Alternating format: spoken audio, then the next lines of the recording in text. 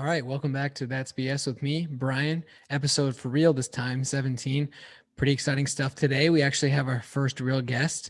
No burn to the wife. We appreciate your participation with the French fries and the hot ones episode, I guess. But real excited to bring on a lifelong friend of mine, Jordan. And like I said in the last video, he is a financial advisor. So he actually has two questions submitted from the audience to answer today. But most of this is just going to be us kind of catching up because it's been a while due to COVID and things like that. But also, just we'll see where this goes. This is my first time with a guest, I guess. So bear with me. Also, the way that my camera and everything is set up, my video is here clearly, but then the screen is right here. So I might look over a little bit so I can kind of see Jordan's reactions and then also feel like I'm a little bit more engaged with him, I guess. But then he's going to see not that. So we'll see how it goes. But without further ado, very excited to bring on my good friend, Jordan. So I'm adding him into the chat room. We'll see how long this takes.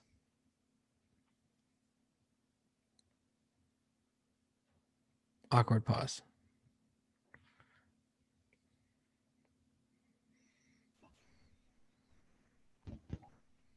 Yo, Hello. What's up, man? not much, dude. This is wonderful. It's good to see you. Good to see you too. I was just explaining, I'm doing it already right now. I'm going to Okay. try to look at the camera the whole time, but then like I told you, and I sent you like a picture of my setup when we tried this like a week ago, is that the screen is what I'm looking at right now with you on it, but then Yeah. here is how it looks like I'm looking at you. So I'm going to try to not be bad, but we'll see how it goes. No matter how you look, I know it's all good. So Oh, that's great. dude, thanks, man. Appreciate it. Dude, Um, I am honored to be on That's BS, dude. This is Dude, exciting. I'm honored to have you. It is great. I was saying in the little intro that we've been lifelong friends. You're a financial advisor, so you might be able to answer some questions that I have for you. There's just a couple quick ones. And then also we had two submitted from the audience last week. Nice. Yeah. So just to kind of get this off, little updates that I do every time, as you're aware. First, down 32 pounds with keto, which is exciting. Appreciate it. Jordan has been a huge support for me. I don't know why I'm talking. You have been a huge support for me, and I appreciate it. And you're the one that told me to start doing like little things like push-ups and things like that. So I've been trying. I did like 20 push-ups this week, so that's better than the one plank like 2 weeks ago. Dude, it's better than, zero or whatever. It's something. Hey, that's anything's better than nothing. But and then also update, we got one new subscriber, so we're at the magical number of 69 in terms of subscribers. So it's Wonderful. an honor to share that with you here this week, Jordan. I couldn't have asked for a better subscriber number for your first guest. Oh, there we go. Perfect. It's fun for both parties. So that's good. But how you been, man? I know that we talked a little bit last week just to kind of brush up on this and whatnot, but I know you moved into your new house during all of this stuff as I did. So how has that been for you? Dude, it's been wonderful, man. It's been a crazy year of 2020, but there's been some, silver linings and positive things that's happened. And one of them was that, my wife and I got a house, and it was a crazy and exciting experience. And it's been wonderful kind of having our own place here the last, I think, 6 months now. We've kind of done some work to it, moved really close to family, which has been a massive blessing, kind of going back to the hometown per se. But overall, it's been really good. And, we love our place. Yeah, the one thing that sucks about the two of us moving is that we literally lived like 2 blocks from each other. So that was nice. I haven't played darts since we both moved. So that sucks. It's like sitting in the garage, like folded up and everything. And the darts are actually like over here on a table that are just like all lonesome and unused, gathering rust. But I know what you mean about the moving. It's been great. I actually hate like physically moving all of my stuff, but the act of like changing scenery is awesome. I'm a big fan of that. And I know that you moved from Tacoma to, you're like in UP, or is it Stillicum?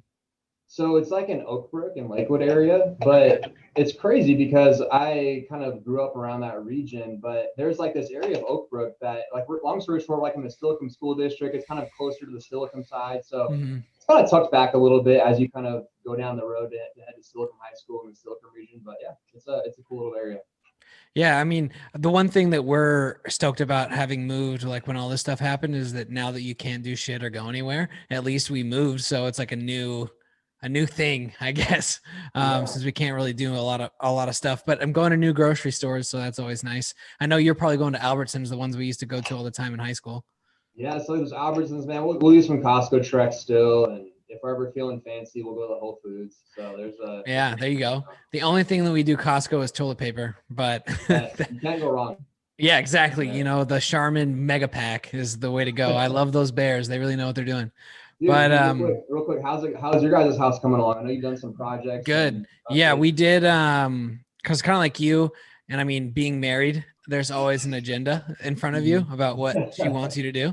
So the first thing that we did was we painted. So when you walk into our house, we painted and changed all the light fixtures. So we had like they're like can lights, like we have them in here, but I just changed them to where I just look straight into them.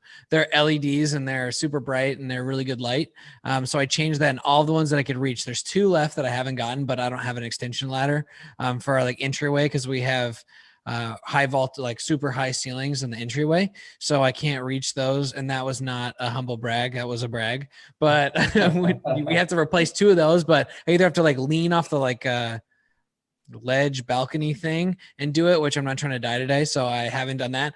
But once I get a ladder, I can fix that. But we've painted because they were kind of like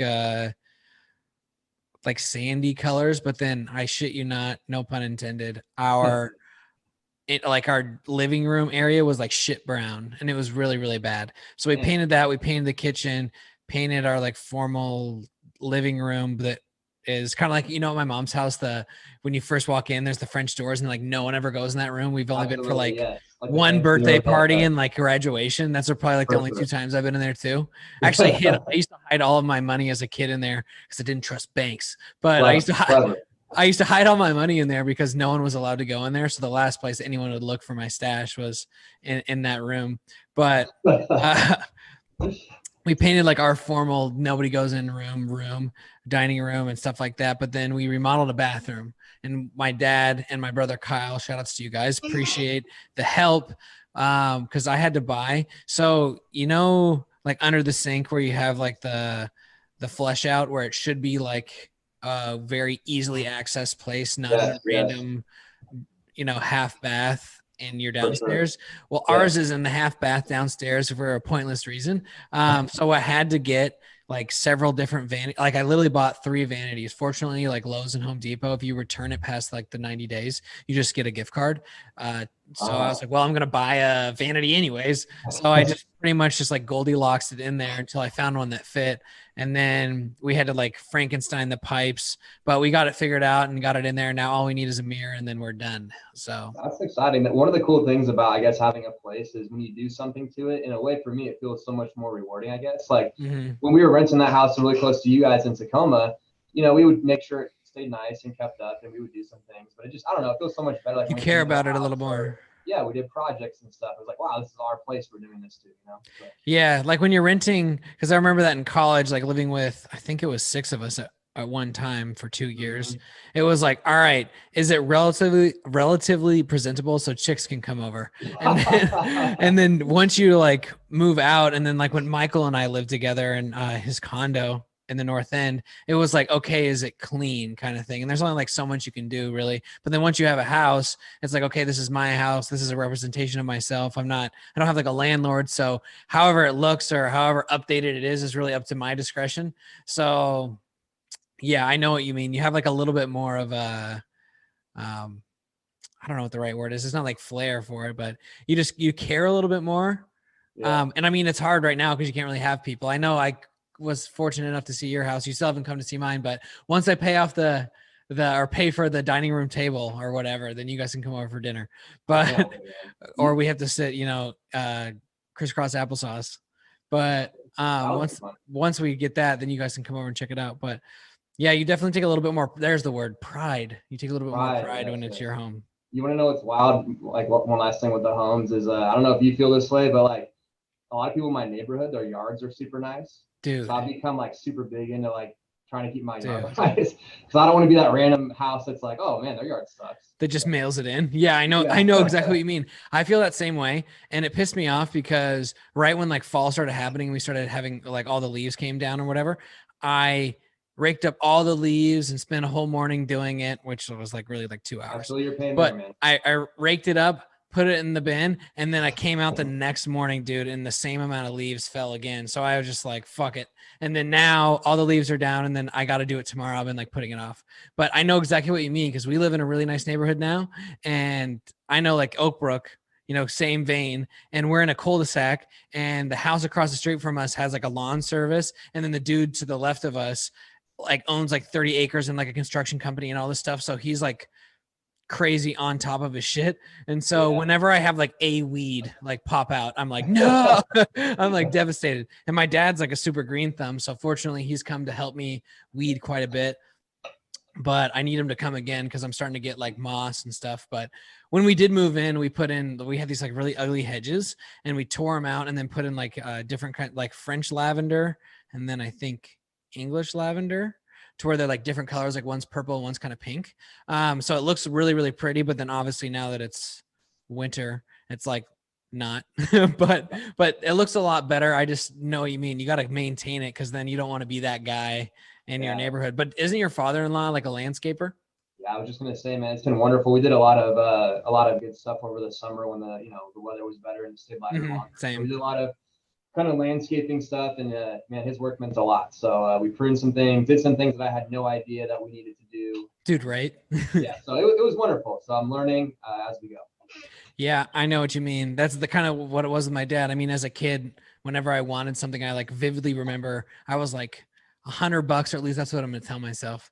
I was like $100 away from like buying an Xbox, and he was like, "Come work in the yard with me for 6 hours, and I'll pay the rest of your Xbox." And I was like, "Perfect." So like, I learned how to like weed and trim and edge and obviously like mow and stuff like that. But I just like learned these little ins and outs and like potting plants and all that stuff. But then now, after going to college, not giving a shit, living in a condo, kind of letting my old house go to shit, and then I would just pay someone to come do it every couple of months. Now that I like have a yard that's beautiful and I want to take care of and manicure, it's just like I've let it slip. But I have gotten better though.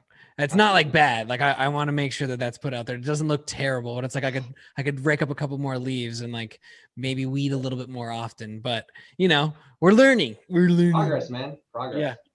Any step is a good step. Absolutely, man.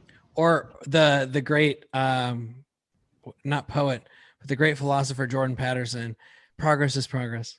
So simple but so effective. Progress so effective, is my progress, friend. man. Just say it. Progress is progress. Dude, speaking of progress, with everything going on with like COVID and whatnot, what if you like obviously you bought your new house. We sold and bought our house. Like we're making progress this year, but it feels like because you can't really share it with people, or like do anything normal per se, it feels like progress has kind of been halted. Like how have you guys been dealing with that? And like what keeps you still focused on those like next logical steps when you're doing stuff through this year? Because I know for me at least, it's like it comes in waves, especially since we live in the Northwest. When it gets like shitty weather, then I'm like a little bit more here and there. But yeah. I think a big thing, man, you kind of know, like with Amy and I, typically we're really freaking busy, kind of always doing stuff, going places and, trying to be adventurous or whatever. So hopefully this answers the question a little bit. I think kind of what's grounded us this year is it's really allowed us to slow down a bit, be around more, have more quality time together, which has been a huge silver lining in this all during this crazy year, is just having more time with Amy, kind of seeing my family a little bit more, since we've all just kind of been at home and, been in the community per se. But at the end of the day, in terms of like, how do I keep my kind of mind and self, moving forward and things of that nature. And I don't know, man. I always just try and have goals for myself. And Amy and I always talk about things we're looking to do. And you probably know this. I'm super big into like, setting personal goals and working out and stuff like that. So if there's things I can do that like keep me, trying to move forward, whether it's, with my marriage or working out or, with my job or whatever, I just always try and focus on that stuff there too. But I mean, as we were talking about, I think it was the other day as we were preparing for this meeting, it's been 2020 has been wild because some great stuff has happened for both of us, but it's also weird to try and enjoy the moment fully when you know that so many people are going through the exact opposite. And, trying to even figure out how they're going to put food on the table and stuff like that. So that gets in my head sometimes too. It's like, wow, do I For deserve sure. to have this time when, you know, people literally in my community are fighting every week and every month. Dude, and the thing with that too that I think about pretty often is that I'll start feeling some type of way and be like down in the dumps about stuff, and then I'll like refocus my perspective about stuff like that, and I'm like, man, my problems are so small, which is like hard because in reality they are, but at the same time, a lot of good like, and I've heard this from a lot of people, but you got to focus on your shit sometimes, in order to like, it's really cliche, but the whole you got to love yourself before you can love anybody else kind of thing. So you got to make sure like you're on your shit before you can really make any sort of impact. At least that's kind of my opinion. I mean, you can definitely help and serve other people, but in order to do it to the fullest, you have to be like your full self. I mean, you can mail it in, like fake it till you make it, but I feel like it's a lot more authentic if, you know, you're not just like spouting something out and then when you go home behind closed doors it's like you're living an opposite life kind of thing. For sure. So like how do you deal with that? Because for me it's really hard because I try to keep that perspective.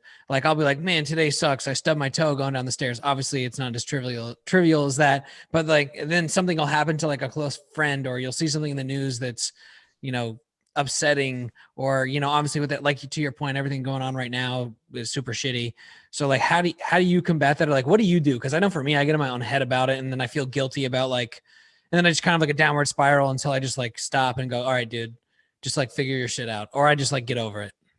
I want to make sure I'm understanding the question, man. It's like, how do I just deal with like the craziness of everything going on, or Like, how do you do? For me, I don't know if you experienced this. I realized that what I just spouted out a bunch of stuff at you. how do you You know, get? it's a lot to digest. But like, how do you? This is what I do. I just want to know if you do this. You're feeling some type of way, then you see some stuff like what you mentioned, like people in our own community that we grew up with that are struggling and whatnot, and then it makes you kind of reflect on what's going on in your life. And then I oftentimes feel like I'm stupid for feeling this kind of way, and I either pull myself out or I like focus on my energy on other things. Like, how do you do something similar to that, or do you deal with it a different way? Man, I would say like I try and keep things as simple as possible when I deal with situations where I may be overwhelmed or thinking of things like that. I think having like a base or a community has been huge. Like, like I have a lot of support in Amy and family. And if I'm ever like off the rails or like, spiraling or like, worrying or thinking of things of that nature, like instead of getting in my own head, and I'm really bad at not opening up and just like keeping Me everything too, inside. I almost become like my own worst enemy. And then dude. by doing that, I affect others because like, Jordan, what's wrong? I'm like, nothing, everything's Yeah, fine. exactly. Exactly. So I just try and make a proactive approach or effort to really, talk and let things out, which is, at the end of the day, not super easy. But I don't know if I'm giving the best answer to that question, man, No, because I'm that's not good. perfect or whatever. No, But I would just say do my best to not hold everything in all the time and act like I'm a yeah. hero, but when I'm not, especially, given the craziness of our times. For sure. And I wasn't like necessarily looking for an answer or a specific. I was just seeing if that's something you could relate to. Cause I mean, you're one of like a handful of people I confide in whenever I'm feeling some sort of way. And that's after I've like come to terms with it within myself. Cause like you, I keep everything inside for the most part. And now I've gotten a lot better. Like you said, I mean, being married, you can't do that shit anymore. Yeah. Cause now it's like, you're not, it's not only you that you're taking care of, Yeah. kind of thing, or at least that's my mentality. And you She's her kind own of strong, independent woman. I'm not saying that, but I mean, like, you know, I have someone else other than myself to look after, and I take like a lot of pride in that. Like I was saying about like our home and stuff. But yeah. for me now, I've gotten a lot better about talking about it. But when I'm in the moment, like I was telling you last week, like I started having that like panic attack and I was like freaking out and having all this anxiety, and I was just like trying to focus on my breathing. And then I looked at Mercedes like with the fear of God in my eyes, and she was like, "Are you having a panic attack?" And I was like, "No." And she's like, "Yes, you are." And I said, "Yeah." so she kind of helped me reel it in quite a bit. But it's always good to like have that kind of support system to talk about with people, especially right now, because stuff's really tough. Like my work last week, they did like a all hands being candid about COVID thing. Dude, it was tailored to like where our headquarters is, but still Gotcha. I was just like, holy shit. Like it really, they were like on the gas, dude, like the whole time. And we've been like, my company is extremely safe, like really cares about employees and customers and all that stuff, and is like very by the book, and safety is like our number one thing. But then at the same time, it's been like not being able to travel and do all this stuff and working from home, it's been like very weird. Like it has been, I know for you and for a lot of other people, but Yeah, because you're usually traveling a lot. dude, yeah, That's I, probably been a game changer I for used to you. travel every other week. For sometimes it was like 48 hours. Other times it was like Monday and come back, like fly out on Monday, come back on a Friday. So it's like drastically changed things. So I'm interested to see what the dogs do when I can, travel again or something. Cause they've Dude, really gotten accustomed to just being around, or I'll you be know like what's on a conference hilarious? call and they'll like jump in my lap. I'm like, cool. You know what's Um, hilarious, man? Real quick, like I remember on one of your first podcasts, you were talking about one of the biggest things you missed about your job, and this just shows like the difference between you and I, even though we're such good friends. And one of the biggest things you missed was sitting in a car with an Uber driver, like having a conversation, and like, or dude, dude, like for me, like when I sit in an Uber driver car, I'm just like, it's the last. It's just so funny because I'm just trying to be quiet and chill, but it just shows our well, personalities. yeah, I mean, you're very much an extrovert in certain situations. Yeah. Like if some, it's kind of like Mercedes. Like, I mean, you're very different in this way, but like Mercedes, whenever we like, if she's hanging out with you, she's always been like 100% herself around you. Most of the time when she first meets somebody, she's like very reserved, quiet, introverted for like the first 3 times. And then after she kind of like feels somebody out, then she's like, all right, cool. This is who I am kind of thing. But for me, I don't ever shut the fuck up. So I'm always just like, and I have no problem like going up to strangers and talking to them and things like that. So whenever That's a I'm in great those Uber approach. situations, they're pretty funny for me just because it's like, all right, it's at 3:45 in the morning. This person's either just starting or just ending their thing. Either I can send them off with something enjoyable or I can get them started on like a good day. Cause we've talked about this before. Like I could go to a restaurant and as long as the bill's right, I could care less if I got the right food or anything like that. Like I will never complain. I'm like the easiest customer service person ever. Yeah. So my thing is like, all right, let me just be really nice to this person. And then I mean, sometimes it'll go certain ways. Like I had a guy try to convert me to his religion before, which it was cool. I was like, hey, I'm not going to convert, but I would appreciate it if, like, would it be cool if I asked you open questions? And he was like, yeah, for sure. So we had like a really cool dialogue and I learned a lot about his like culture and the way he views the world and things like that. So that was pretty cool. And like the ideas of family and whatnot. But then I've had a guy tell me about a time where he almost got like arrested for like assault and all this shit because of an Uber thing. And I was like, cool, we're on the freeway, I can't get out. And then he was like, you white people. And I was like, oh my God. Like, I was like, dude, no, no. It was like very sketch. And I was just like, all right, bro. Like, I'm here. I'm just trying to get a ride. Like it really totally changed everything. It was like very strange. But I mean, I've had guys get mad at me for different trips, but I mean, it could go on forever because I've ridden on a bunch of them. But it's very interesting. I always take something away from it, either being scared for my life or I learned something new and interesting about somebody. Yeah, at the end of the day, that's awesome. So like real quick, I think like so Mercedes and I like to call like we're like introverted extroverts. Like right, like if Mm-hmm. I once I'm comfortable with you and I'm cool, like when we hang out with the boys and stuff, like I'm definitely an Oh yeah, extrovert. camping for sure. But one of the cool things about just this conversation about you and the Uber people and like what is awesome about I guess being more open is like dude, that's so much better having those random conversations and like just Mm-hmm. digging in your phone and scrolling Instagram or whatever. You know, like we become such a tech-based world that those random conversations are few and far between. So that's super cool. It's something I try and get better at too, just having a conversation with people, out and about. Yeah, and I try to feel it out too, because obviously there's a lot of times when they don't want to talk to you. Yeah, So you for sure gotta feel it out. yeah, so I tend to feel it out. Like I don't engage unless they're like that dude who got all up like mad at me or whatever for no reason. Like he was going in the second I got in the car. I was like, okay. But He then was the having other a bad shift. dude, yeah, well, it was just kind of crazy. He was just talking about all this wild stuff, how he almost got, like arrested or fired from Uber, and then they were going to court because of the he said, she said kind of thing. And then he was just like, started making it into a race thing. And I was like, whoa, whoa, whoa. Like, dude, I was like, I'm listening to you. I hear what you're saying. Obviously the circumstance you were in was super shitty. What you're saying is so like, I was just trying to be on his side. You know what I mean? For Like sure, for I sure. obviously handled it a lot better than I'm describing it in this situation. But at the end of it, he was like super cool. He's like, leave me a 5-star. And I was like, totally. So, but yeah, it was pretty wild.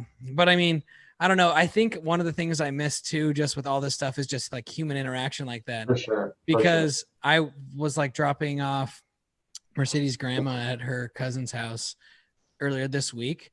And like, I'm always like, hey, how's it going? Like talking to them. I mean, they're family now, you know? So I like Absolutely. always talk to them, but then I ended up staying there like 2 hours because I'm like human interaction. So it was pretty funny.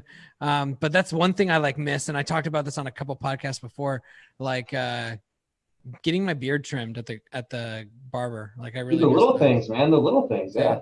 Yeah. I really miss that. But yeah, I totally like diverted off of the whole introvert extrovert thing. Oh, you're But good. but yeah, I know what you mean for you. Um, working at even for me, like working at home is nice, but there's like certain aspects of the extrovert that I don't like. Like I hate talking on the phone, but that's like my entire job right now. But It, it's inter- I it's mean, like interesting how some customers will have like, hey, how's your wife? How's life? Not just like they call you with a problem, which I mean, that's my job. I'll fix it. I have no problem doing that. But it's like, I don't know. It's nice to like be able to have a conversation that's more than just like a transactional one, if that for makes sure. Like sense. even just yeah, absolutely. Like more of a transactional question, and just like you said, the human interaction piece is huge, man. Like a lot of people are handling working from home differently than others. Like I feel for the people that want to get outside the house and be around people and can't. Some people it's just crazy. From that sense how certain people enjoy it, certain people don't. For me, even like I worked at home a couple of days, even over the course of this of COVID, a few weeks at times, and I'm even a fan of at least separating my house from work. Sometimes as Dude, well. So that's one. I don't know if, okay, let me know if you can relate to this. It sucks because right when Washington did the lockdown is when we moved into our new house because we sold our house on like March 27th and then got this one like the next week or something. Like I don't remember exactly, but it was right when we were at like the peak of everything in Washington was like the epicenter of like the crazy killer hornets and then all of this stuff. But it's like I have a home office, so I go into my office, I do my work, and then when the day's done, I walk out of my office, but I'm like still in my house. So it's like been really hard for me to separate the whole work from home thing yeah. because I only see my home as like my work, which traditionally, if we weren't going through all this stuff, I'd work from home every other week. But it's still, I feel like it's different if that makes sense. It's definitely different because you're not having that like week to get out, and the rhythm and the flow is off you're used to. Mm-hmm. Yeah, dude, it's just been like, obviously, I'm very happy with our home and that we moved and all that stuff. But this is like total first world problem thing. We're just like, ugh, I just wish Dude, that, total first world problem. Because now I'm thinking, as I'm freaking complaining about this, that there's literally people out there that have to work from home that dude, also have kids at see, home that are all doing virtual school and everything. dude, this Like is what I'm talking about. It's just like props to when, those people. yeah, it's like when do my problems matter? Dude, kind of never. exactly. You're when you're fortunate enough to like have a roof over your head and eat a meal whenever you want, kind of thing. It's like then you look at these trivial things, or at least they're trivial to me when I put them in a different perspective. That's exactly what I'm talking about. It's just like Yeah. we're like bitching and moaning about this, but then at the scheme of things, but then it's just like, when does it become like are you playing a character kind of thing? You know what I mean? Yeah, But man. anywho, uh, shoot, I was gonna say, uh, I, I like totally drew a blank. But one of the things I was going to talk to you about is, are you, when these vaccines come out, are you going to be one of the first people to line up and get it? Well, I don't think I'm even able to be the first person, right? It's Oh going to yeah, I go to mean it's like the primary. elderly. Yeah, it's Yeah. like elderly or like the high risk group, and then I think first responders and stuff like that. But I mean like when Yeah, it's for sure. like Yeah. out in the wild. Here's the deal, man. I know a lot of people can look at this controversially or politically or whatever. Mm-hmm. Dude, we're all vaccinated for numerous things that have happened in the past. Mm-hmm. Dude, if it works and it helps people out and there's no adverse reaction, I'll probably get it. Yeah, So I'll kind of keep it as simple as that. yeah. Part of me doesn't want to get it at the same time. But yeah, I don't know. I kind of I'm want in to the see how it same goes. camp. I'm in It's the tough, same and camp, yeah. but I've gotten a little bit more cagey about things, like a little bit more conspiracy now that I'm stuck in my home and my thoughts all day. I'm I'm not just, gonna lie. Sometimes it's hard not to go down that rabbit hole. It's like dude. um. Yeah. I've been So watching a lot of stuff on aliens and stuff, so I'm just like, bruh. I'll at least say I'm glad I'm not one of the groups of people that are first to get it. I Yeah, don't want to start exactly. and stuff, and I hope it Mhm. has I really freaking hope it has a positive impact so we can Same. get back to normalcy in 2021. Dude, I miss going out and getting a beer. Dude, just the little things. Dude, Yeah. little All the things, trivial man. stuff that we're talking about. Yeah, the little things. Bro. Yeah, the struggle is real. Well, while I'm trying to, because I swear I was going to ask you something. God, I feel so dumb. But while I'm trying to think of it, I want to ask you now, going on your expertise. I mean, in your background, you've got your diploma up there. You got all these awards. You're just flexing Yeah, on this us is super just for hard. show, man. I got to make sure my clients see something professional when we Zoom Oh, right dude, you're just flexing super hard. now. Um, I wanted to ask you, so being in your line of work in financial advisement, kind of something we talked about before is like, let's say like a super obtainable amount of money, like $500 you have, would you recommend you looking into like an investment for that, saving it? How would you go about it if you had $500 of disposable income? Got it. Let Like me right now with everything going on. Great question. I'll break it down in a couple different things. If there's any, I'm just going to say, hypothetical person. If this person has some credit card debt, some high interest debt, and it's around that amount, I'd pay that off, right? If, a lot of credit cards carry super high interest rates. If this person doesn't have any savings, I would say put it in the bank. Dude, it's kind of crazy. Another just a crazy fact is that about 90% of people, it's like between 80 and 90% of Americans cannot afford a $500 emergency. Like you pop a Yeah. couple of tires, boom. So I would say make sure you have some money in the bank.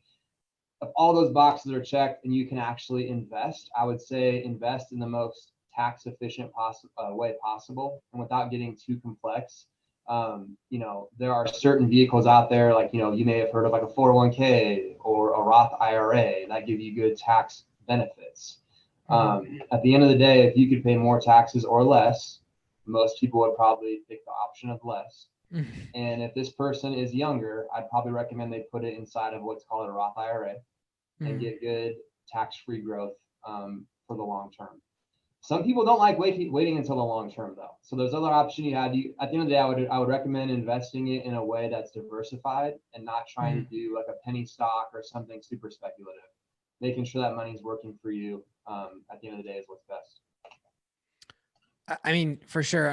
I know for like Mercedes and I, whenever we have any disposable income, the first thing we do is try to like pay either forward looking pay bills, or like one thing that we're trying to do as like a homeowner is if you can do like a 13th payment a year, like if you do that every year, then it'll cut like 5 years off of your mortgage or something like that. So we're always trying to do that.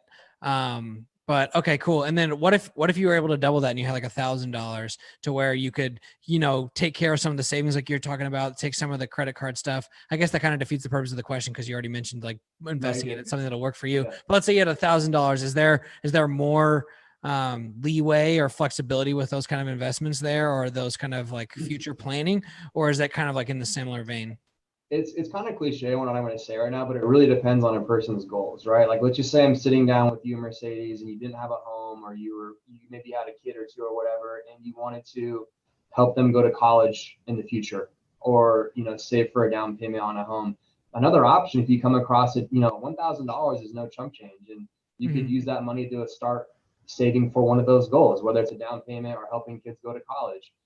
Obviously we're talking right now about, the boxes being checked for debt and savings, but with $1,000 amount, like I said, it's no chump change, but it's not like we're talking about hundreds of thousands or 50,000. I'd still probably recommend you take advantage of the tax efficient vehicles you have, in your mainly retirement plans. Just to take advantage of the tax-free growth or tax deferred growth that those accounts offer. Yeah, Mercedes and I have talked about when we plan to have kids and things like that, that we want to save like a certain amount per month out of each of us so we can like give them a college fund, or if there's another viable option when they turn 18 or something like whether to invest into like a business or invest in themselves another way. That's the complex thing, man, is like part of my job. I almost call myself like a financial coach because I'm just trying to give people options, right? Like, and come up with solutions for what they want to do. Like a lot of people don't realize that with kids, there's plans that are for college. Like you may have heard of a 529 college savings plan, but a lot of parents don't like the fact that if you only have a college savings plan and your kid 18 years from now may not go to college or doesn't necessarily use the funds, you're limited on what you can do. But there's other options where it's like, hey, if I want to help my kid have a down payment on a home, if I want to help them with their wedding, whatever the heck, that benefits your kid, there's other options there too. So there's a lot of options in terms of accomplishing a set goal. Yeah, dude, I've always thought because I had a strong like financial background in terms of like knowledge in my family, like with my mom and my dad and my Sure. grandparents and stuff like that, that I would just be like, oh, I can figure this stuff out. But then every time I come to you and talk to you about this kind of stuff, I like always learn something different, and then in a positive way. And then it gives me a different like spin on it, or a different way of looking at it, because it's like that's why this is like kind of funny, but I always think about like just jobs in general, and I'm like, oh yeah, I mean you could read a book about this, but then there's like so many different levels to the shit, to Yeah. where it's like with someone like you and your expertise, like you can go into so much deeper that, I mean, you could pick up a book or you could go on the internet and look something up, but at the end of the day, like you studied this for in college, you do it every single day, so for you this is just like anybody else, whether whatever job you're doing, it's just that kind of like fundamental um, kind of thing that you're going through. So it's always great to talk to you about this kind of stuff, because it gives me different clarity on kind of like where I'm at or what I should be doing. And I always talk to you about like when I think it was like a year ago, I was like, bro, I got a little bit of credit card debt for the first time in my life. What should I do? You're like, pay it. I was like, okay. I was like, is it Yeah. going to be okay? Is my credit going to be affected? And you're like, as long as you pay it now. And you're spot on. Yeah. So It's crazy. It's one of yeah, those things. Like at the end of the day, I just try and keep things as simple as I can for the people that yeah. I work with. Let's because I can get on the whiteboard and drop all these crazy things, but that's just going Mhm. to overwhelm people. And if we can accomplish your goal in a way that you understand and we're all on the same page, at the end of the day, that's what's most important. I kind of For do the sure. heavy lifting with portfolio construction and stuff like that with my team.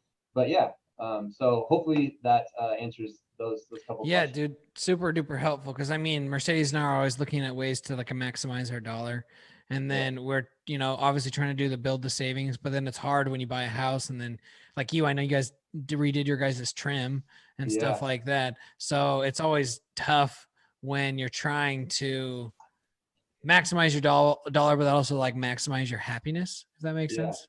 And dude, for sure, man. And that's like, I literally have this conversation with, clients all the time. It's like this financial plan that we're doing is not meant to like make you feel like you have no money or you can't be happy and do fun stuff. At the end of the day, if you can do things right, it comes down to balance. Like I tell my clients all the time, you should be able to do the fun stuff and also take care of the important stuff as well. Unless I'm Yeah. talking to someone who has done nothing at all and they're maybe older in life, and that's a different story. But for most Mhm. people, you can have fun and have a financial plan is the goal. Yeah, So it's never too late to start. Mercedes always tells me, she's always like, you've heard the stories about Eminem and Oprah and whatever. They got their big break later on in life. So it's just always like try to focus on today, but then also think about tomorrow. Same thing with yeah, financial planning. and it's crazy because it's not an easy job trying to. I don't want to use the word convince, but have younger people realize that it's important to save for a goal that's like forever away, especially when we're talking Yeah. about retirement. But it's crazy like Ugh, how I much hate it. less you can do and Mhm. accomplish so much more just with your age. And I know I'm kind of focusing on young people now because I feel like that maybe a lot of your viewing is people our age, but 69 of every them. Yeah. yeah, so, yeah. But it's so different because I have clients that are in retirement that I treat a little bit differently and do Mhm. some different stuff with than people that are our age. But at the end of the day, man, if you can put money away in a good tax efficient manner, that would probably be the biggest thing I'd recommend. While we're in our 20s and even 30s. Perfect. Well, I'll get into the two questions. Well, I'll save my mom's for last. But Ah, nice. this is from my buddy Jacob that I work with, and he and I were talking about this kind of what this question spurred from, because I was talking about a couple weeks ago about those Pokemon cards and how it's like crazy their Yes. value and whatnot right now. Did And you ever find anything he about does that? this. What's that? Did you ever find anything out about that? Dude, Like, I like went on a website and looked up like what the value of them are. And then my buddy Jacob, he like does this for sports cards, and he makes a pretty good, amount of money on it, just like flipping cards. And he was telling me about, because I was looking into like PSA, which is like the grading system. I think that's what it's called.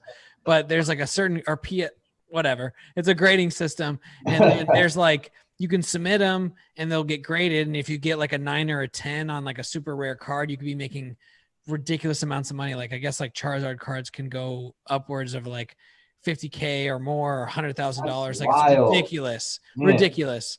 And ever since this happened, like one of my buddies in college actually just started buying a bunch of packs of cards, and every time on his Insta, and he's like a real smart financial guy. Shout out to you, Nick, if you're watching this. But he posts on his like Instagram story all the time, like him getting his cards graded and like selling cards. And he's pulled like a shit ton of Charizards. They're not like the ones, because there's like a bunch of different shit to it. But anyways, I could go into that forever. But I found out that I'm sitting on like a good amount of money, but I'm afraid to get them graded, because if you get them graded and they're lower than what you think the value is, then Yeah. it's just like anything, you know what I mean? So it's Yeah, like you got that nice pair of Jordans, but there's that one small scuff on the toe. It's like you're fucked. I know. Dang, man. I feel like somewhere in some basement at one of my parents' house, there Dude, is a bunch of Pokemon cards. I I need to found them in I found them like buried in a closet in a shoebox. So that's why I'm nervous. It's because they've been in a shoebox for like 20 years. Well, how much damage can be done if they're just in a shoebox? Dude, it's crazy. Like if there's like a little bit of a scratch on it, then it can like totally devalue the card exponentially. Yeah. And there's like certain different, because there's like editions of cards, like production, but then there's like, I could go into this like really deep. I'll just be really quick, but it's like how it has like the actual character on it. Like if there's a shadow around that square, or if there's no shadow, it like changes the value like drastically. So it's crazy. It's just like and then cards that have like imperfections on it. Like I can't believe I'm going into this more, but there's like a Pikachu card. There's a Pikachu card that has the cheeks are supposed to be red, like the little circles, but there's ones that are printed yellow, which is like a misprint. And the yellow ones are worth more value because it's a misprint. Dude, I had no idea, man. Dude, it's crazy. Like I went down this rabbit hole one night because I couldn't sleep, and I just watched it, and I was like, holy cow, I'm glad I saved those. Because I thought about just like going to the BNI or something and just like hawking them. But now it's just like, do I want to sell them now? Do I want to wait and see what their value is?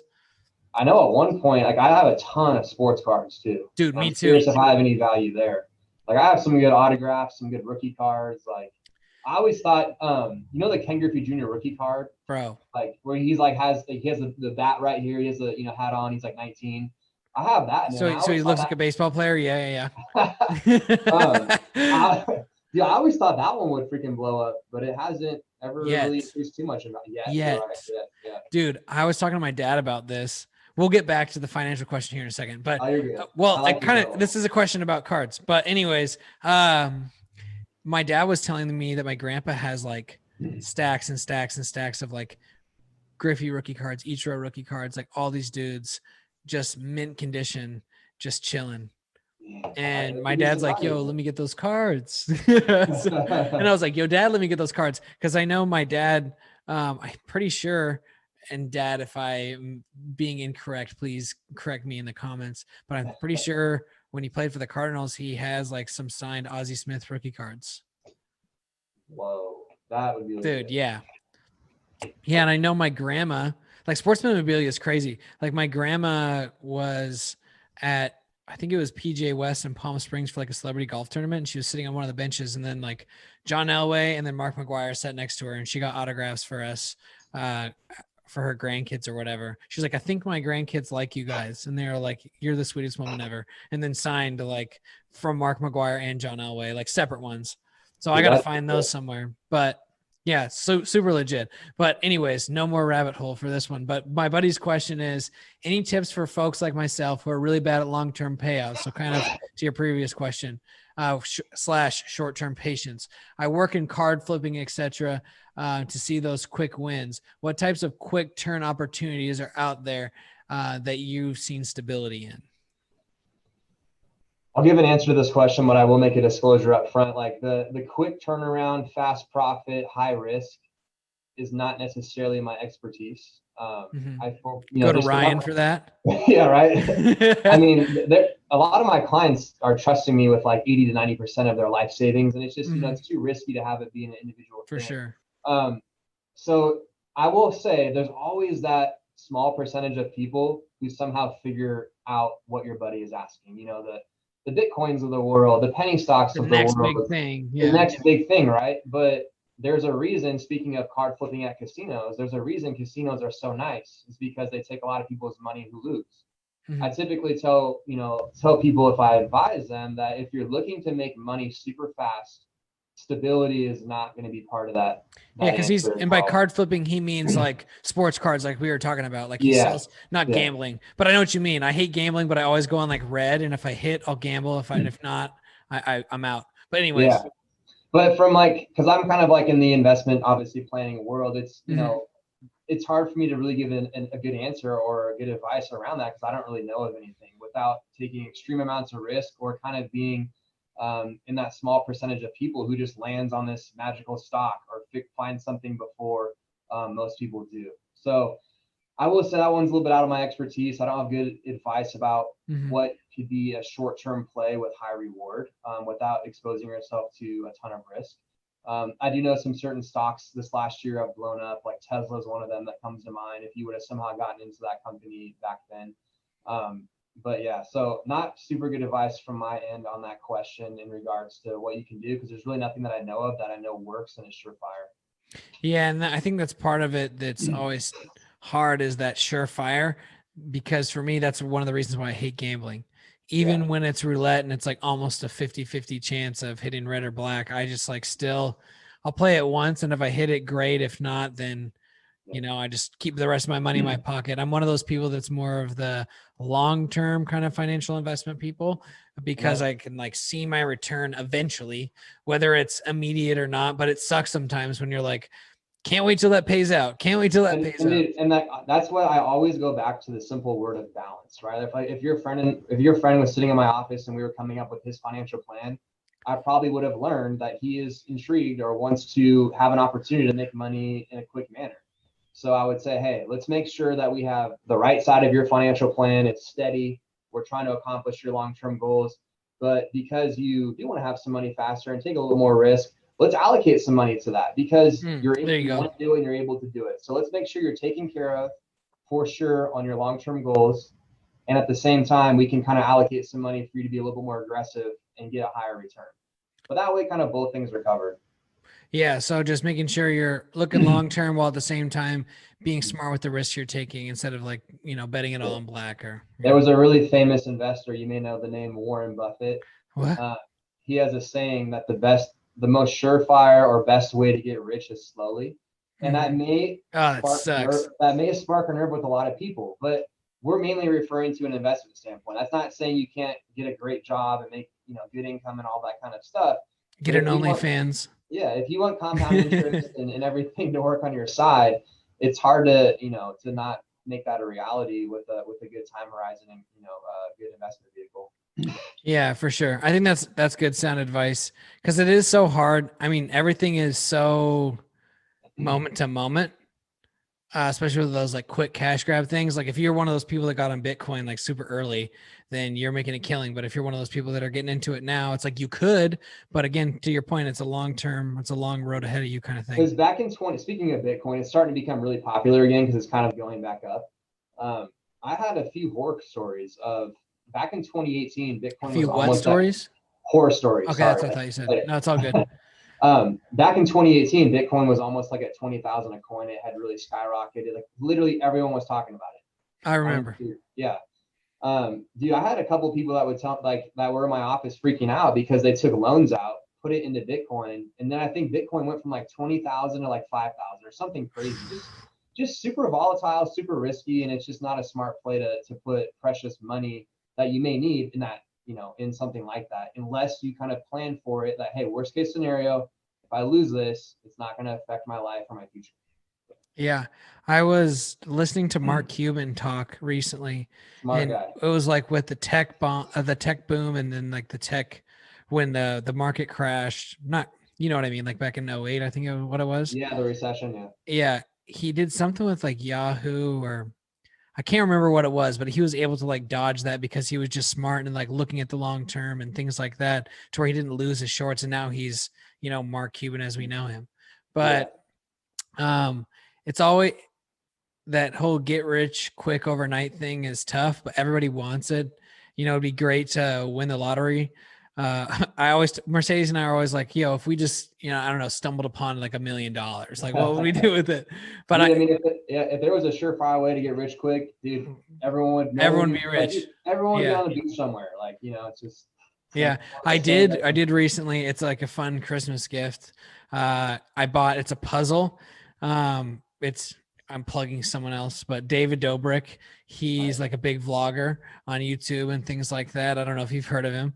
But he made this puzzle that when you put it together, it's a QR code. And then when you scan the QR code, you can win between 25 cents and $100,000. And so I was like, it'll be fun. If we win 25 cents, it's whatever. I mean, it was like a $30 puzzle. But I was like, it'll be a fun Christmas gift to where it either, change my mood or change my life. Who knows? So that'll be fun. No, yeah. So we'll see. I'll keep you posted on that. I'm thinking about possibly putting it on here because when we do it on Christmas, but I don't think I'll put how long it's going to take me to do a puzzle though. Cause it's literally 2 colors. So it's going to be pretty tough. I'm not a techie guy or a video guy, but you could almost can't you videotape yourself doing it and speed it up and snip it or something? I'm not that good, but I would. Okay. I mean, dude, like I was telling you last week when I was freaking out about, man, I can't figure any of this shit out. I've reached out to some other people. They haven't got back to me. Life happens. I'm not mad at anyone or pointing fingers, but at the end of the day, you got to if you want something, you got to figure your shit out. So then I went on YouTube on here, and then I looked up and figured out all those things, and it took me no time. And then I went down this rabbit hole of fixing other problems in my life that I didn't know the answers to, but then YouTube is a gateway to answers. So then I'm probably going to, what's that? You figured it out and look where we're at. We're talking. Figured it out. Exactly. It was really simple too. So I feel really stupid, but you always got to learn something, but yeah, I got to do the same thing with some of this stuff because I want to get better at my video editing and do a couple other things. Every time I look at videos, everyone's running off of Mac, and I build this PC for this. So I'm like, shit. So I'm like, cool, sweet, tight, dope, sick. But Mercedes wants a Mac, so maybe we'll be getting a Mac, not just her. So we'll see. Hopefully she can't hear through the wall that I said that. Christmas gift? No. We got something else. Okay. She's very happy about it, though. She already knows what it is. She got a Dyson hairdryer. Are you a Mercedes? Nice, dude. Are you a Mercedes one of those people where you just cannot keep secrets with gifts? Oh, 100%. Dude, she gets mad. She gets super mad at me. She'll be like, why don't you tell me? And then she'll be like, well, I know something that you're getting. And I'm like, oh, well, I like it. She goes, I don't know. And then storms out of the room. She's a brat. The other night, because Usually Amy and I always just cave and tell each other what we got each other. But we're trying really hard this year to not do that for literally the first time in our relationship. Mm-hmm. The other night on the couch, she's like, "Oh, I'm just so excited what I got you." She's like, "Can I just tell you?" Like, no. Dude, that same thing happens to us. Last year she got me a Nintendo Switch because of my job and me traveling. So she got it for me in November, on Black Friday or something. So we just wrapped the box. This year she got me a PlayStation 5. So we're just wrapping the box. I've been playing the fuck out of that. So dude, and we pretty much get everything off of Amazon, and she has it on her phone. And so she'll be like, oh, you got me this, or why didn't you tell me you were ordering something? Cause I got to throw in something in the cart or whatever. But usually anyways, I'm like, hey, what do you want for stocking stuffers? I'm going down your wish list. Pick 5 things that are under $10. And she's like, okay. And then she At the end of the day, at least that you're each getting what you want. Exactly. Because nothing, dude. Okay. So nothing is fucking worse than on Christmas. And I know you experienced this, us being in what's the right word? Not, I guess, a separated household. Yeah. Growing up, you have multiple Christmases with different parts of your family. Yes. And dude, there's always one time where that you get some shit you don't want at all. And then you're like, dang, you had to awesome. I'm really stoked about these socks. But as you're getting older now, it's fuck yeah, I got some socks. Dude, but seriously, those are the best gifts now. Dude, but when you're little, it's you're all right, when gift cards were a thing, or gift certificates, it was that was cool. I was I'd rather get that than something you saw on QVC and my grandparents used to do that, but they used to get me pretty cool stuff remote control cars. Or remember that year that we both got scooters? Yes. That was dope. And bring me back to the days of scooters. They're just shredding and doing wheelie or whatever. Dude, yeah. Well, to the viewing audience, Jordan and I have literally known each other since we were 5 years old. So, and he's been the same size since we were 11. So, yeah, I got lucky. Dude, yeah, you did. You've just been handsome as hell since you were 11, brother. You were my Alex Moran, dude, on the football field. Dude, Dude, that's so funny. That's a fact, bro. I was the best backup quarterback ever. I just never played. It was awesome. Dude, I think I only threw like 2 touchdowns in middle school, and you and Greg would just truck everybody. And then Darius, dude. Darius fucked everybody up. Dude, we were Um, insane, man. We had some crazy like we had it was like me, Darius, Jamal was there, Willis, dude, Willis. and Not me. Don't put me in there. Don't. Jeff was on the O line. You were there, dude. We had a good team.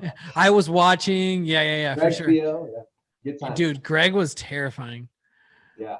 Dude, I remember when he transferred to our school and he truck sticked me once, and I was like, I don't know if football's for me, dude. I don't know if football's for me. I'll stick to the baseball. Man, we still have we have like a record at Hudloff though. Dude, undefeated season. Undefeated season. Bro, I still have that helmet in my fucking mom's basement. I was looking at it the other day. Mine's got to be somewhere. That's exciting, man. Dude, yeah. Man, woodshop was cool. Mr. Alonji was a G. I was going to talk to you about, okay, so I was thinking, it's funny because now like we're getting towards like, I guess towards the end of our conversation a bit. Yeah, I want to get to your mom's question too. Oh, we will. Okay. But it's funny because when we were having our conversation last Tuesday, it was like, not that this wasn't natural or anything, but I was like a little bit more natural, but then now I'm like, oh, a little bit. And I like had that brain fart for a second, but it's going to be funny, down the line when we look back at this podcast, well, when we do multiple more in the future, like, man, I was so stiff. Not you, you're great. I'm the worst. But I was thinking about this after we got off the phone. Do you remember, and I know you do, middle school, you and I are sitting in the cafeteria, and then Carissa came up and then slid the note in between us, and we were like, dude, who is it for? When it was 100% for you, dude. I was like, who is it? We were like, who's it for? Dude, basically, long story short, Jordan got all the chicks growing up. Dude, I specifically remember that. And if Chris is watching this, that you made a good memory for us. Dude, oh my gosh, yeah. Oh, so funny. I follow her on Instagram. She just got married, and every time and she's like killing it in real estate. But every time I see her, I like see her post. I always think of that shit, man. I remember I think she came like halfway through the year or whatever, and we were all like, "Whoa, that's a real girl." Dude, in 6th grade. What else is I freaking remember that so well. What else is great about middle school? I always joke with Amy about this, dude. Like, I may sound crazy, but dude, middle school was the best. Like, dude, think about this. It was like the one time in our life where we had like no responsibility. We constantly were playing around. We did all the sports. It was great. Dude. I love middle school. Dude, yeah. I mean, I don't agree with the it was the best time of my life thing, but not the best time of my life. That's like making me sound crazy, but it was for sure. 100%. When you said this might make me sound crazy, I was like, I know where he's going. But no, I feel you. Middle school was dope because now, like I said earlier, you and I grew up together since we were like 5 years old. You moved. When did you move by me? Weren't you like, wasn't that middle school? Dude, it was when Jevin was going to be born. So, I mean, it was around like 6th grade, I think, like 6th, 7th grade. So it was awesome because we were like within bike riding distance from each other's house, and you would either always be at my house or I was always at your house, and you're always tapping my ass in Madden unless I beat you like one game, and then you're like restart, and then you would just demolish me. And then, dude, I remember one of my favorite things that when we were kids, and Mercedes is going to be mad that I'm outing her with this, but we do this. But when you rip a really nasty fart, we'd be like, you got to smell it. You got to smell it. It's like such a, dude, middle school was a great coming of age time because you were like, your body was changing and you were changing and life was changing, but it was like, they were so low risk, like you're saying. Like we were just having fun all the time. Or like we played baseball with all of our and like soccer and football or whatever. I joined the football thing like only in middle school, but like we played sports with the same group of guys that we grew up with like our entire lives. It was wonderful. I mean, and for me, like going into high school, like football at Lakes was like freaking the biggest thing ever. And I feel like even going into it was a football school and like you kind of feeder school to UW. You kind of already just like have that pressure, it's like, holy crap, like things are already more serious, and it just changed for sure. I guess, so. Yeah, high school is definitely a game changer. The one caveat that I liked more than middle school or about high school is the car, like being able to go do shit, like that sense of freedom. Dude. Yeah, dude. And you had and you would always you got your license first because your birthday's in September, and so I remember. Because mine's in June. So like you got it because you were driving our sophomore year, right? Dude, it was like the end of that. Yeah. Wait, No, it was not the end, bro. No, because my birthday's in September. Yeah, it Yeah, was so towards you the were beginning of the 15 year. like our freshman year, and Yeah. then you were 16. So you were driving like sophomore year, and that we were so cool. I was just cool Oh, by so I would drive you association. and Jeff to school, dude. That's Dude, right. yeah, I was cool by association because I was like, yeah, Jordan and I drove, no big deal. Yeah. And then I turned 16 in June, which is like after the school year, so I didn't start driving until junior year, which bummed me out. But at the same time, I lived vicariously through your license. For sure, man. Those were good times. The Dude, morning chats on the way to school. bro, singing Jesse McCartney was always Oh a yeah, dude. fanfare. Oh yeah. Dude. Yeah, and then man, we talked about this and I got to bring it up.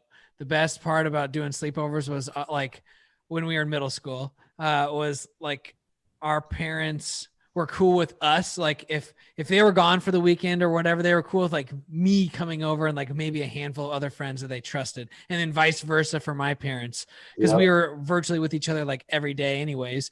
But then when we go to my house, my mom would be like, all right, cool, I got you guys 2 Costco pizzas. And then Oh you would yeah. demolish like 1.5. And then I would eat like half a slice and just get fat as fuck. And you would just be like, I'm Jordan. And then at your house, you already know what I'm talking about. One of my favorite Jordan stories ever, and he knew I was going to tell this, was we were at his house for one of these like sleepovers where his parents were out of town. And we would always like, just growing up being kids and sports and all that stuff, our parents always went to Costco. Now I like when you were saying you and Amy go to Costco, I was like, how do you? But then I realized, oh, it's you. So of course you're gonna eat all that food. There's some good deals there, man. I got it. Dude, hey, I'm not shitting on the deals. I'm saying just the pure surplus of food. There's no way I can get through that.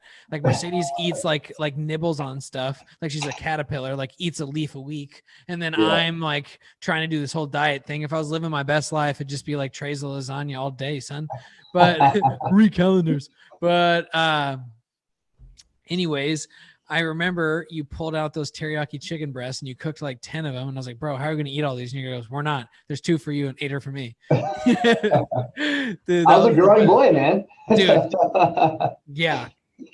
I shit you not. Jordan right now is literally the same size as he was in like 6th grade. Well, you were like 180 pounds, but I mean, I was a little skinnier. I was like 6 now you're foot. just like you're a buff boss man. But before you were like, dude, for a middle schooler, you were a man. It's like the Patterson gene, man. We all just like sprouted up in middle school and then kind of stopped. Dude, I remember one time David sprout up into junior, senior year, and you go from like being like 5'5" to taller than me now, like 6'1", I think. Yeah, dude, it's crazy. I remember like going to like a checkup or whatever growing up, and the doctor was like, "Yeah, you're gonna be like 6'6" or dude, I remember that. We talked about that. I was like, "Yeah, I'm gonna be 6'4". Yeah, and then 6'1", 6'1.5" came around, and I just stopped. Which it's whatever. I'm like barely 6'1" or like just under. It's like devastating. If I was like 6'3", I would be so hyped. I feel like my life would be so much better. But then Mercedes is like 5 feet tall. Well, she's 4'11", is what the doctor would say. So it would just make our size difference. Like her and Santoni next to each other is hilarious. Oh, I bet that's funny. Yeah, dude. Yeah, it's crazy. It's like the beginning stages of life and then a full grown adult. But yeah, dude, I definitely miss just like baseball tournaments, getting kicked out of hotels because of ding dong ditching like hotel rooms. And dude, life was so much easier. Now you got bills and coronavirus and trying to start a family and freaking all this crap, bro. Crazy stuff, dude. It's crazy. Keeps moving forward, dude. But I'll get to my mom's question and then I'll let you get out of here because we've been going a pretty good amount of time, which I'm having a great time. I hope you are too. Me too, man. This is wonderful. Well, delightful. But my mom's question, and I like this one because it concerns me. And you know me, I care about myself a lot. So her question is, what are 2 or 3 key things a person close to retirement should do with extra cash? How can parents pass on wealth to their children without creating tax liability for their children? And I commented to that.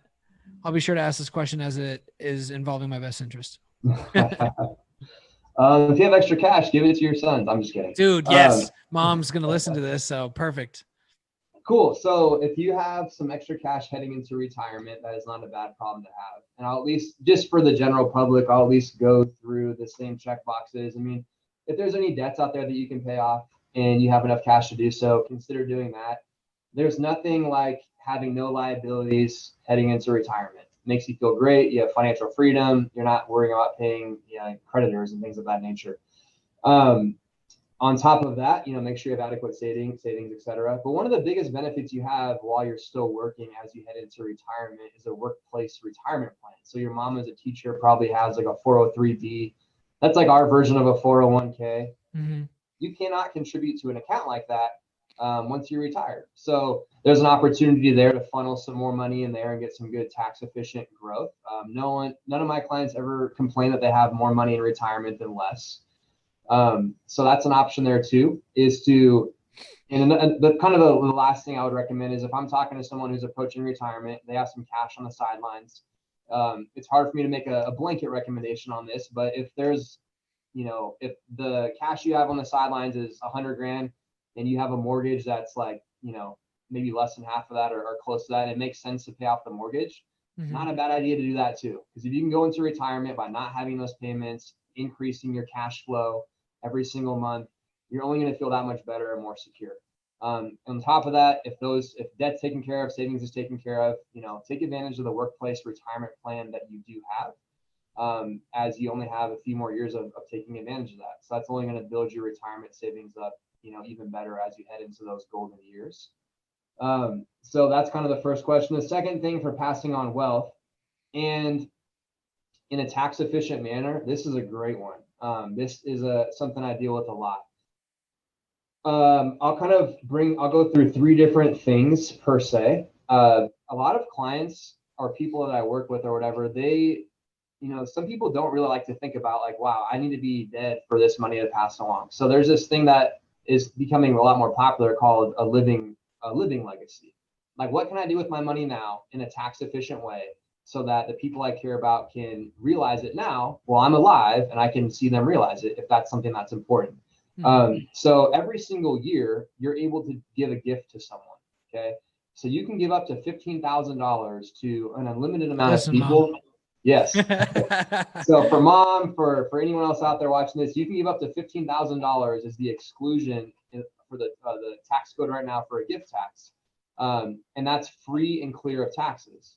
Wow. So from a tax efficient manner, that's crazy. I did not know that. Or other viewers could hypothetically give their two or three children $15,000 tax free. So you could do it. So you could, like, let's say you had 3 kids, you could give away like 45,000 tax free. It's not just 15 total. Holy cow. That's so crazy. So if you have a family, I have one, I won't say names obviously, but I have a family that I work with. They have 5 kids. They're just very well off. They're like, they're just doing really well.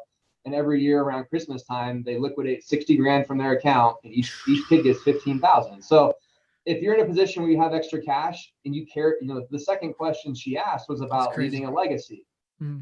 Consider leaving a legacy now so you can watch your loved ones take advantage of it, right? While you're living, instead of having to no longer be around. If we are talking about transfer of wealth post-death, there's probably two big areas that are going to be the most beneficial. Because like earlier in this podcast, I asked like if you could pay more taxes or less. I would think most people would choose less. There's 2 areas in the financial world from a product standpoint that are going to give you tax-free kind of wealth passing along per se, transfer of wealth. And one is this idea of a Roth account.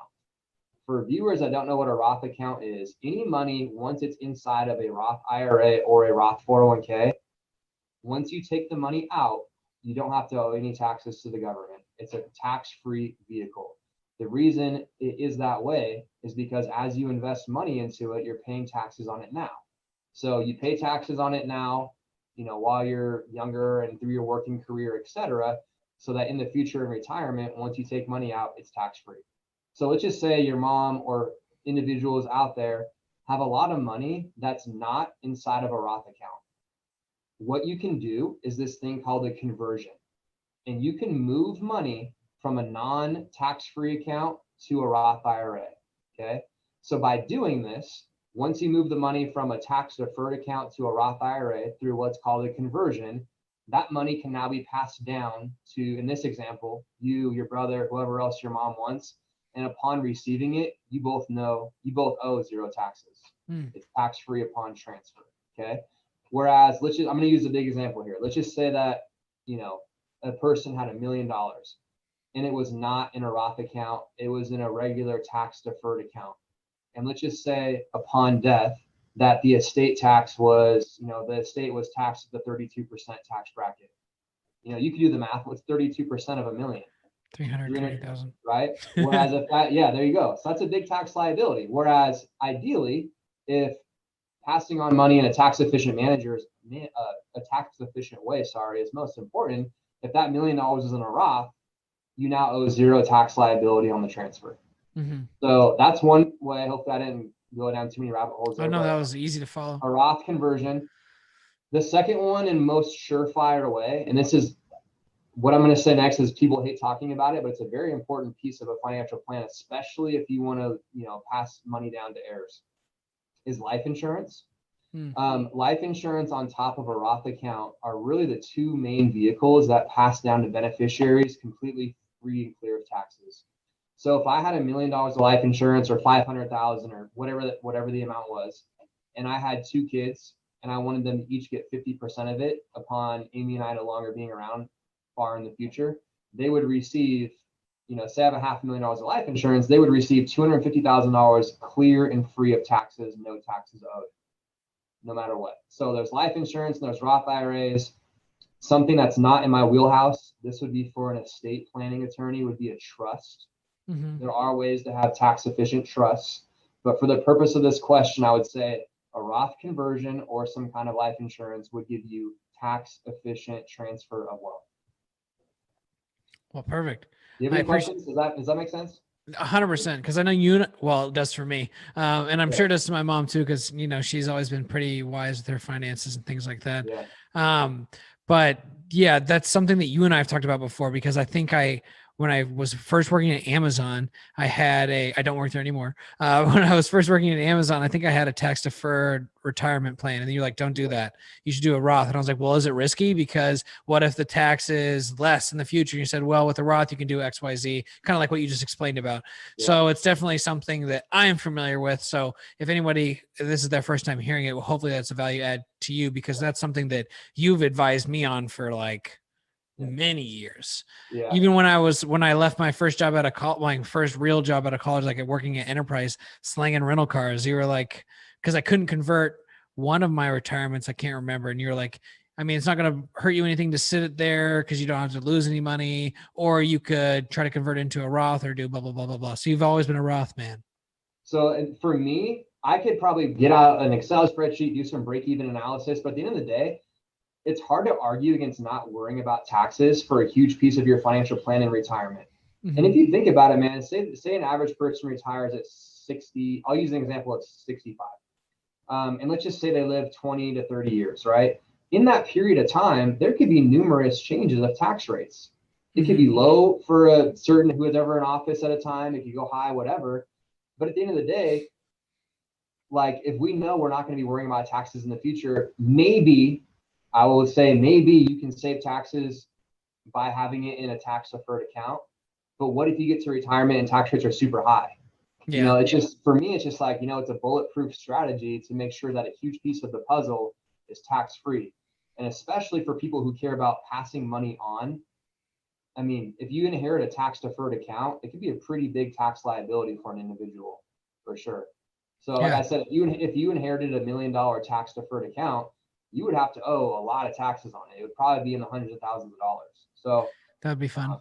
Yeah. And then last thing with the deferred account and a 401k, one of the cool things about IRAs, which stands for individual retirement account, is you can do conversions. One of the things about 401ks is you cannot do conversions inside of that account.